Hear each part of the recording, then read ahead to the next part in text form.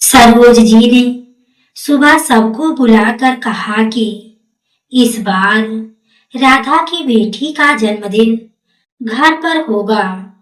घर में कुछ दिन पहले ही शोक हुआ था, इसलिए बाहर जश्न ठीक नहीं था।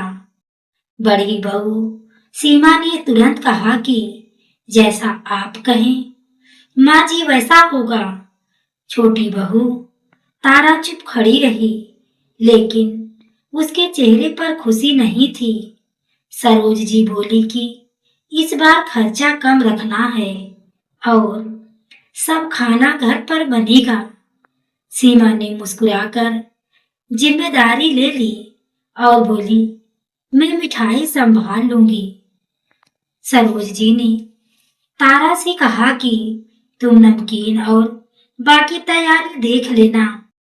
तारा ने धीरे से कहा, माँ जी मेहमान बहुत होंगे, इतना काम कैसे होगा।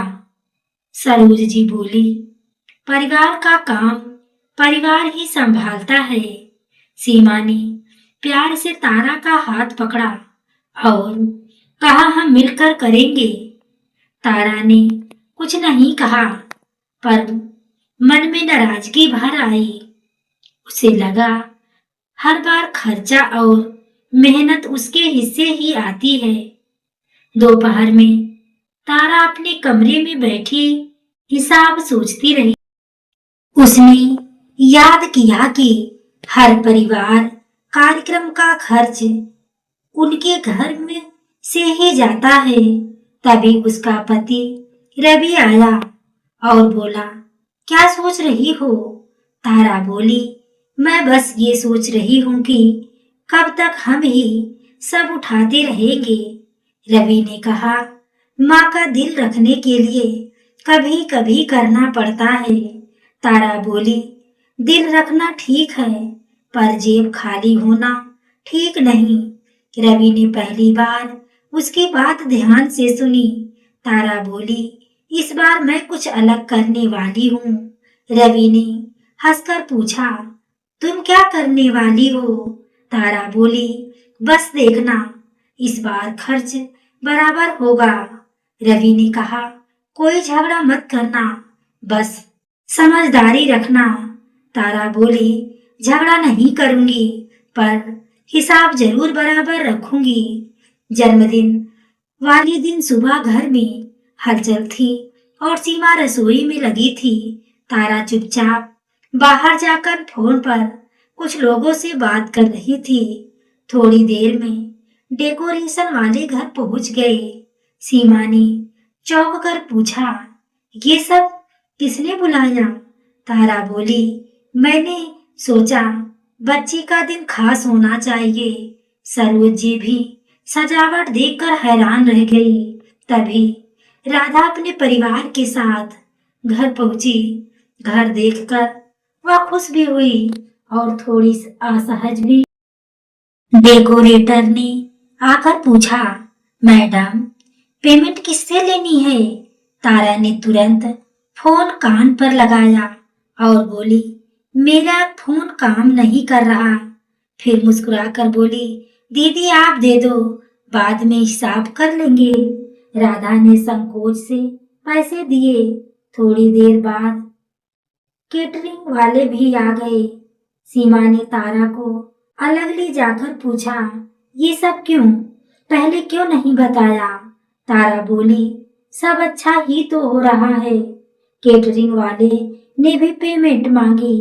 तारा ने फिर वही कहा, दीदी आप दे दो, बाद में देख लेंगे।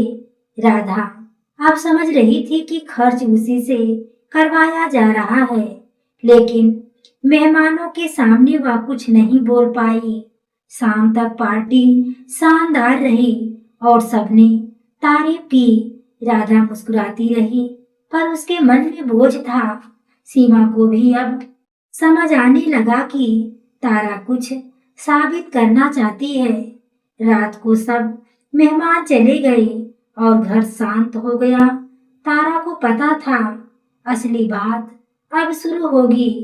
रात को सरोज जी ने तारा को कमरे में बुलवाया उन्होंने सख्त आवाज में पूछा, ये सब बिना पूछे क्यों किया? तारा ने पहली बार बिना झिझक के कहा, क्योंकि अब कहना जरूरी था। कमरे में सब लोग इकट्ठा हो गए। तारा बोली, मैं सेवा करने से पीछे नहीं हूँ, पर अन्याय से जरूर हूँ। उसने कहा, हर बार खर्च हमारे घर से जाता है और कोई ध्यान नहीं देता। राधा चुप खड़ी सब सुन रही थी। तारा बोली, इस बार मैंने सिर्फ खर्च उसी से करवाया जिसका कार्यक्रम था। रवि रवि ने कहा, माँ, तारा गलत नहीं कह रही है। सीमा ने धीरे से कहा, हमें पहले बात कर लेनी चाहिए थी। राधा की आंखों में आंसू आ गए। वह बोली, मुझे पता ही नहीं था कि आप लोग इतना बोझ उठाते हैं। सरोज जी पहली बार शांत होकर साफ सुनती रही। उन्होंने गहरी सांस ली और बोली, शायद गलती मेरी भी है। उन्होंने कहा, प्यार मैंने जिम्मेदारी का संतुलन बिगाड़ दिया। फिर उन्होंने साफ कहा, अब से हर घर अपना खर्च खुद संभालेगा। राधा आगे बढ़ी और तारा का हाथ पकड़ लिया। उसने कहा, तुमने गलत तरीके से सही बात न कही। तारा बोली, कभी कभी सच बोलने के लिए हिम्मत चाहिए। सीमा मुस्कुराई और बोली, आज घर में नई शुरुआत हुई है। रवि ने कहा, अब रिश्ते भी बचेंगे और सम्मान भी। सरोज जी ने दोनों बहुओं को गले लगा लिया। घर में पहली बार बराबरी का सुकून था और उस रात से परिवार में हिसाब भी साफ था और दिल भी। तो दोस्तों, आपको इस कहानी को लेकर क्या राय है, कमेंट में जरूर बताएं। कहानी अच्छी लगी हो तो वीडियो को लाइक शेयर हाइप करना ना भूलें। पूरी कहानी को सुनने के लिए आपको तहे दिल से धन्यवाद।